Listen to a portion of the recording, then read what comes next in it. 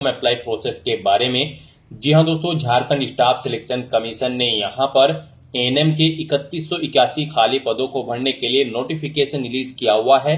कैसे आप इस भर्ती में पार्टिसिपेट करने के लिए अपने फॉर्म अप्लाई कर सकते हो बिना कोई मिस्टेक किए हुए, इसकी पूरी जानकारी हम आपको स्टेप बाय स्टेप रजिस्ट्रेशन से लेकर प्रिंट तक इस वीडियो में देंगे।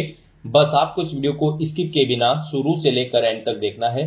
उसके बाद वीडियो पसंद आए तो इसे लाइक और शेयर कर दें। चैनल पर नए हो तो इसे सब्सक्राइब कर लें। लास्ट डेट की अपडेट है, केवल 3 दिन शेष रह गए हैं। आप जल्द से जल्द अपने फॉर्म अप्लाई कर लें। बिल्कुल अंतिम समय का आप इंतजार न करें, कहीं पर कोई भी टेक्निकल प्रॉब्लम हो सकती है, तो इसलिए आप यहां पर जल्द से जल्द अपने फॉर्म अप्लाई कर लें। अंतिम समय में कैसे आपको अपना फॉर्म अप्लाई करना है जिससे आपका फॉर्म रिजेक्ट ना हो, पूरी जानकारी आपको इसके रिगार्डिंग दी जाएगी। साथ ही साथ यहाँ पर आपको फॉर्म अप्लाई करते हुए जो भी प्रॉब्लम फेस हो रही है उन सभी का हल आपको इस वीडियो में मिल जाएगा। हम आपको ये भी बताएंगे कि कैसे यहाँ पर आपको अपने डॉक्यूमेंट अपलोड करने हैं, कौन सा डॉक्यूमेंट कितने केबी में आपको अपलोड करना है, कैसे आपको अपनी क्वालिफिकेशन की डिटेल देनी है, सभी जानकारी आपको इस वीडियो में दी जाएगी। बस आपको एंड तक हमारे साथ इस वीडियो में बने रहना है। तो बिना कोई वक्त गंवाए चलिए शुरू करते हैं। आपको इस वीडियो के डिस्क्रिप्शन बॉक्स में हमारी वेबसाइट IND-sarkari-naukri.in के इस पेज का लिंक मिल जाएगा। यहाँ पर आपको इस भर्ती के रिगार्डिंग सभी डिटेल्स प्रोवाइड कर दी गई है। Jharkhand staff selection commission JSSC ने एएनएम के 3181 खाली पदों को भरने के लिए नोटिफिकेशन रिलीज किया हुआ है।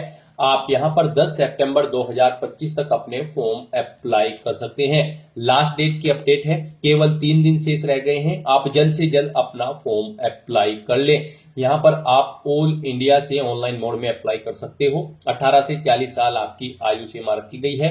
जनरल OBC EWS के लिए 100 रुपए फीस है। SC ST के लिए मात्र 50 रुपए फीस है।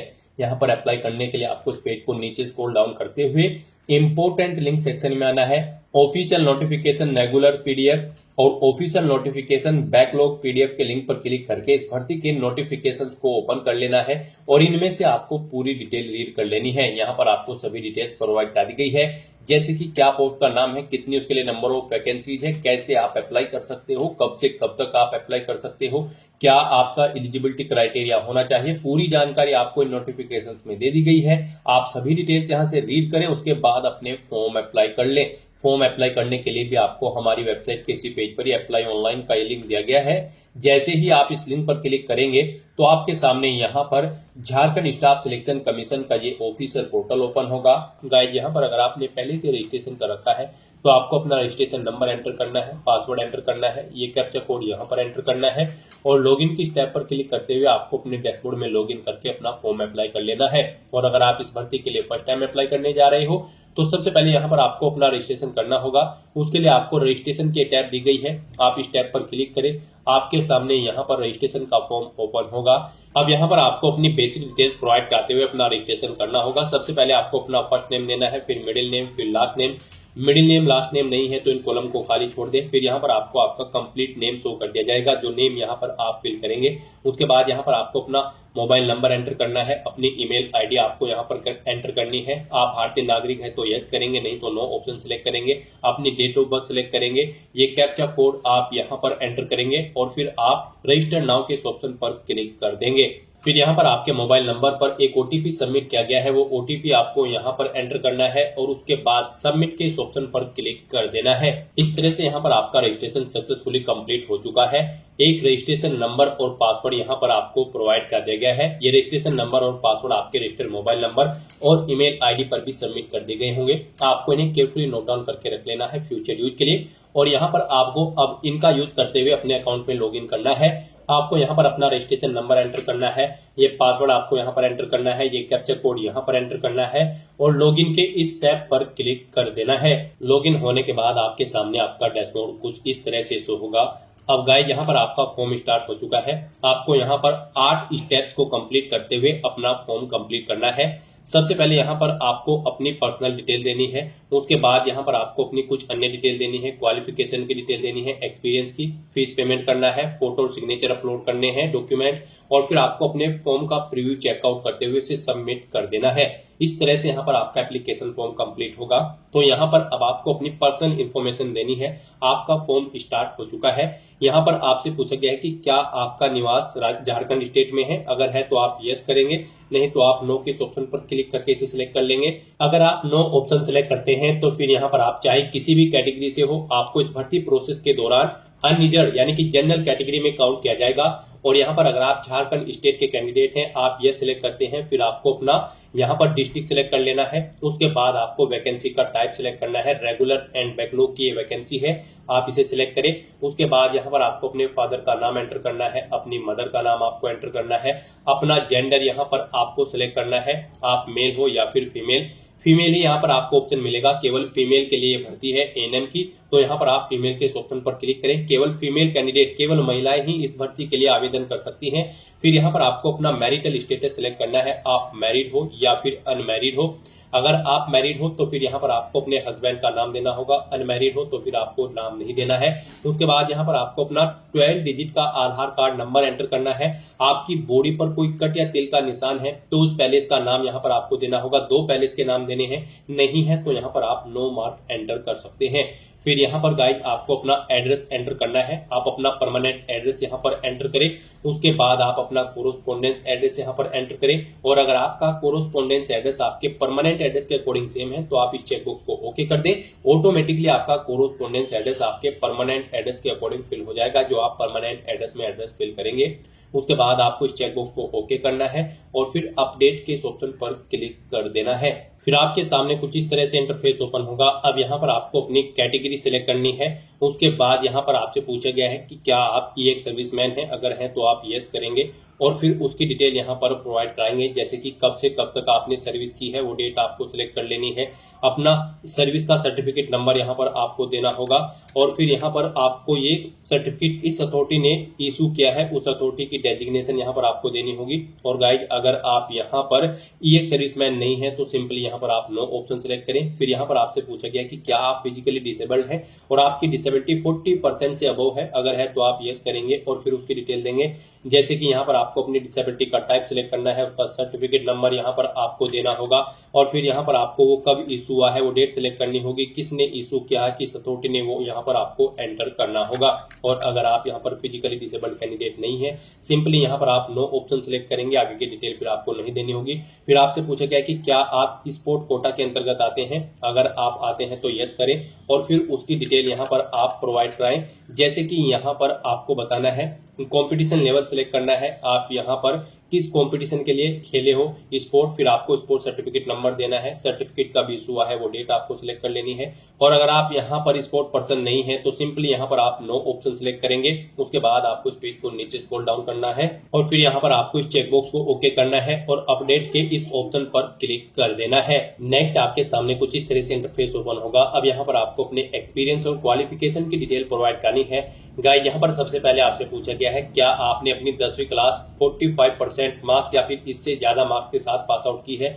तो यहाँ पर आपको यस ऑप्शन सिलेक्ट करना है। फिर आपसे पूछा गया कि क्या आपके पास 18 महीने का एएनएम ट्रेनिंग का सर्टिफिकेट है। तो यहाँ पर भी आपको यस ऑप्शन सेलेक्ट करना है। यहाँ पर फिर आपसे पूछा गया कि क्या आपने झारखंड स्टेट नर्सिंग काउंसिल में अपना रजिस्ट्रेशन करा रखा है। यहाँ पर भी आपको यस ऑप्शन सेलेक्ट करना है। इस भर्ती में अप्लाई करने के लिए 3 चीजें रिक्वायर्ड है।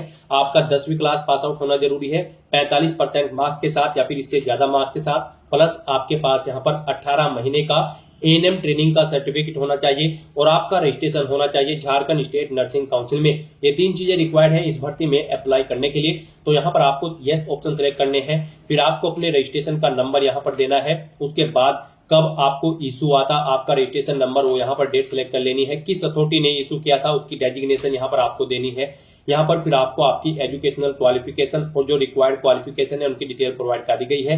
जैसे कि आपका 10वीं क्लास पास आउट होना जरूरी है, 18 महीने का एएनएम का सर्टिफिकेट आपके पास होना जरूरी है और आपका रजिस्ट्रेशन होना जरूरी है झारखंड नर्स रजिस्ट्रेशन काउंसिल में। तो यहाँ पर आपको डिटेल दे दी गई है कि इस पोस्ट पर अप्लाई करने के लिए रिक्वायर्ड है, ये चीजें आपके पास होनी चाहिए। और यहाँ पर अब आपको अपनी 10वीं क्लास की डिटेल प्रोवाइड करनी है। फिर 12वीं की, अगर आपने 12वीं कर रखी है, नहीं कर रखी है तो उसकी डिटेल न दे। और फिर आपको अपने एएनएम सर्टिफिकेट की डिटेल यहाँ पर देनी होगी। तो 10वीं क्लास की डिटेल देते हुए यहाँ पर सबसे पहले आपको स्कूल का नाम देना है जिससे आपने अपनी 10वीं क्लास पास आउट की है, फिर बोर्ड का नाम देना है, उसके बाद पासिंग ईयर यहाँ पर आपको देना है किस ईयर में आपने पास आउट की है, फिर यहाँ पर आपको टोटल मार्क्स एंटर करने हैं, फिर इनमें से कितने मार्क्स आपने ऑब्टेन किए थे वो आपको यहाँ पर एंटर कर देने हैं। इनके अकॉर्डिंग आपकी परसेंटेज कैलकुलेट करके आपको शो कर दी जाएगी। फिर यहाँ पर आपको अपने 10वीं क्लास के सब्जेक्ट एंटर कर देने हैं। फिर यहाँ पर अगर आपने 12वीं पास आउट कर रखी है तो उसकी डिटेल आप प्रोवाइड कर सकते हैं, नहीं कर रखी है तो इस कॉलम को आप खाली छोड़ सकते हैं। फिर आपको अपनी एनएम की डिटेल देनी है, यहाँ पर भी आपको स्कूल, कॉलेज या फिर इंस्टीट्यूट का नाम देना है जिससे आपने अपनी एनएम कंप्लीट की है, बोर्ड या यूनिवर्सिटी का नाम देना है जिससे आपने अपनी एनएम कंप्लीट की है, पासिंग ईयर यहाँ पर आपको देना है, फिर कितने मार्क्स थे टोटल वो आपको देने हैं, इनमें से कितने मार्क्स आपने ऑब्टेन किए हैं वो आपको एंटर करने हैं। इनके अकॉर्डिंग आपकी परसेंटेज कैलकुलेट करके आपको शो कर दी जाएगी। एनएम का सब्जेक्ट यहाँ पर आपको देने हैं। फिर यहाँ पर आपको अपनी डिस्ट्रिक्ट प्रेफरेंस देने हैं। यहाँ पर आप झारखंड स्टेट के जिस डिस्ट्रिक्ट में फर्स्ट नंबर पर जॉब करना चाहते हैं तो उसे आप फर्स्ट नंबर पर प्रेफरेंस देंगे, फर्स्ट नंबर पर सिलेक्ट करेंगे, जिसे आप second, third, fourth, 5 and so on जैसे भी आप जिस नंबर पर जिस डिस्ट्रिक्ट को प्रेफरेंस देना चाहते हैं उसे उस नंबर पर आप सेलेक्ट करें। यहाँ पर आपको 24 डिस्ट्रिक्ट सेलेक्ट कर लेने हैं अपनी चॉइस के अकॉर्डिंग, आप जिसे जिस स्थान पर रखना चाहते हैं उस स्थान पर आप सेलेक्ट कर लें। फिर गाइस यहाँ पर आपको इस चेकबॉक्स को ओके करना है और सबमिट के इस ऑप्शन पर क्लिक कर देना है। नेक्स्ट आपसे पूछा गया है कि क्या आपको वर्किंग एक्सपीरियंस है, अगर है तो आप यस करेंगे और उसकी डिटेल देंगे, नहीं है तो आप नो ऑप्शन सेलेक्ट करेंगे। अगर आपको एक्सपीरियंस है आप यस सेलेक्ट करते हैं तो फिर यहाँ पर आपको अपने एक्सपीरियंस की डिटेल देनी होगी। पहले आपको डेजिग्नेशन देनी है, जिस पोस्ट पर आप कार्यरत थे, ऑर्गेनाइजेशन का नाम देना है जिसमें आप कार्यरत थे, अपना सर्टिफिकेट नंबर देना है एक्सपीरियंस का, फिर कब से कब तक आपने जॉब की है वो डेट आप यहाँ पर सेलेक्ट करें। फिर इनके अकॉर्डिंग आपका टोटल एक्सपीरियंस यहाँ पर कैलकुलेट करके आपको शो कर दिया जाएगा। इस तरह से यहाँ पर आप अपने एक्सपीरियंस की डिटेल प्रोवाइड कर सकते हैं और प्लस के ऑप्शन पर क्लिक करके अगर आपको एक से ज्यादा जगह वर्किंग एक्सपीरियंस है तो यहाँ पर रो ऐड करके उसमें आप अपने एक्सपीरियंस की डिटेल प्रोवाइड कर सकते हैं। और फिर गाइस यहाँ पर आप इस चेकबॉक्स को ओके करके सबमिट के इस ऑप्शन पर क्लिक करके अपने एक्सपीरियंस की डिटेल यहाँ पर सबमिट कर सकते हैं। और अगर यहाँ पर आपको एक्सपीरियंस नहीं है तो आप सिंपली नो ऑप्शन सेलेक्ट करें और फिर आप इस चेकबॉक्स को सिलेक्ट करें और उसके बाद सबमिट के इस ऑप्शन पर क्लिक कर दें। नेक्स्ट यहाँ पर आपको अपना फीस पेमेंट करना है। यहाँ पर अगर आप अनरिजर्व कैटेगरी से बिलोंग करते हैं तो फिर आपको 100 रुपए फीस देनी है और अगर आप रिजर्व कैटेगरी से बिलोंग करते हैं तो आपको 50 रुपए फीस के रूप में यहाँ पर जमा कराने होंगे। तो अपना फीस पेमेंट करने के लिए अब आपको यहाँ पर पे नाउ के इस ऑप्शन पर क्लिक करना है। नेक्स्ट आपके सामने फीस पेमेंट का इंटरफेस ओपन हो जाएगा। गाइस यहाँ पर आप UPI, debit card, credit card, net banking या फिर एनईएफटी या फिर क्यूआर कोड के थ्रू अपना फीस पेमेंट कर सकते हैं। यहाँ पर सबसे बेस्ट और इजी ऑप्शन आपके लिए यूपीआई रहेगा। आप यूपीआई के ऑप्शन पर क्लिक करें और अपना फीस पेमेंट कर दें। यहाँ पर आप अपनी यूपीआई आईडी एंटर करें और प्रोसीड टू पे के ऑप्शन पर क्लिक करके अपना फीस पेमेंट कर दें। और यहाँ पर अगर आप क्यूआर कोड के थ्रू अपना फीस पेमेंट करना चाहते हैं तो यहाँ पर आप स्कैन क्यूआर के ऑप्शन पर क्लिक करें। यहाँ पर आकर आप शो क्यूआर के ऑप्शन पर क्लिक करें, ये क्यूआर कोड आपको शो होगा, इसे आप अपने यूपीआई से स्कैन करें और अपना फीस पेमेंट कर दें। सक्सेसफुली फीस पेमेंट करने के बाद आपके सामने कुछ इस तरह से इंटरफेस शो होगा। यहाँ पर अब आपको अपना फोटो और सिग्नेचर अपलोड करने हैं। आपको अपलोड फोटो एंड सिग्नेचर के सेक्शन में रिडायरेक्ट कर दिया जाएगा। यहाँ पर आपका जो फोटो है वो 10 KB से 100 KB के बीच में होना चाहिए। सिग्नेचर आपके 2 KB से 50 KB के बीच में होने चाहिए। तो यहाँ पर आपको अपना फोटो और सिग्नेचर अपलोड करने के लिए चूज फाइल के इन ऑप्शन पर क्लिक करना है, फाइल को सिलेक्ट कर लेना है और फिर आपको अपलोड फोटो, अपलोड साइन के ऑप्शन पर क्लिक करके अपना फोटो सिग्नेचर यहाँ पर अपलोड कर देने हैं। फिर आपको इस चेकबॉक्स को ओके करना है और उसके बाद सबमिट के इस ऑप्शन पर क्लिक कर देना है। नेक्स्ट आपको आपके एप्लीकेशन फॉर्म का पूरा प्रीव्यू शो कर दिया गया है। आपको सभी डिटेल केयरफुली चेकआउट करनी है, पेज को नीचे स्क्रॉल डाउन करना है और यहाँ पर गाइस अब आपको सबमिट एप्लीकेशन के स्टेप पर क्लिक कर देना है और अपना फॉर्म सबमिट कर देना है। इस तरह से यहाँ पर आपका एप्लीकेशन फॉर्म सक्सेसफुली सबमिट हो चुका है। अब आपको प्रिंट एप्लीकेशन के ऑप्शन पर क्लिक करके अपने एप्लीकेशन फॉर्म का एक हार्ड कॉपी प्रिंट आउट ले लेना है फ्यूचर यूज के लिए, फ्यूचर रेफरेंस के लिए। तो दोस्तों ऐसे आप JSSC ANM के इन खाली पदों को भरने के लिए अपने फॉर्म अप्लाई कर सकते हो बिना कोई मिस्टेक किए हुए। आज की इस वीडियो में बस इतना ही। आई होप ये वीडियो आपको पसंद आई होगी। अगर पसंद आई हो तो इसे लाइक और शेयर करें। चैनल पर नए हो तो इसे सब्सक्राइब कर लें। Thanks for watching.